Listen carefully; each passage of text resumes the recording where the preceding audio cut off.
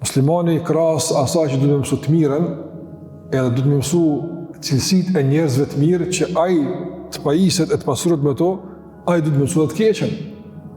Jo për me vepru, për me urujt. Nga sa ai që nuk e njeh të keqen, rrezikon me rënte. E mashtrojnë njerëz, e manipulojnë.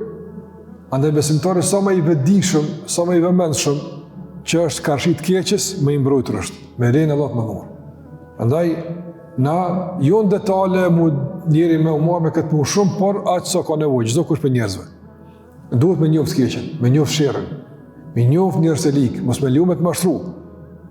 Mëse sot ka shumë njerëz të lig që mshefën mas titujve, mshefën mas fjalëve të mëdha, mshefën mas çështjeve madhore, ndërsa kanë këtë tjera interese, Allah na ruaj. Mund të jetë me emën kush e çfarë titulli ka, mirë po, fatkeqësisht është pjesë e agjendave të rrezikshme. Prandaj ne nuk duhet veç fjalë me dëgju. Nuk duhet veç me pa çka po thot.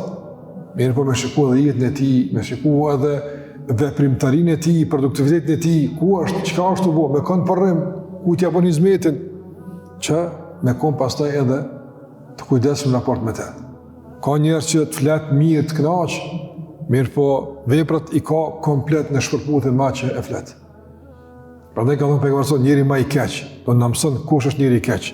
Na do të më njoft edhe njerëz të këqij, por do të më njoft edhe veprat e këqija, cilësitë e njerëzve të këqij. Pse o ky njeri i keq?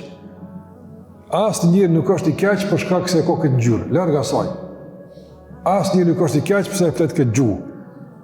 Shariati nuk i dallon njerëzit në bazë të gjuhës, në bazë të ngjyrës, në bazë të prejardhjes, në bazë të gjendjes sociale, ekonomike. Jo, absolutisht. Njerëz ndahen në bazë të veprave të tyre.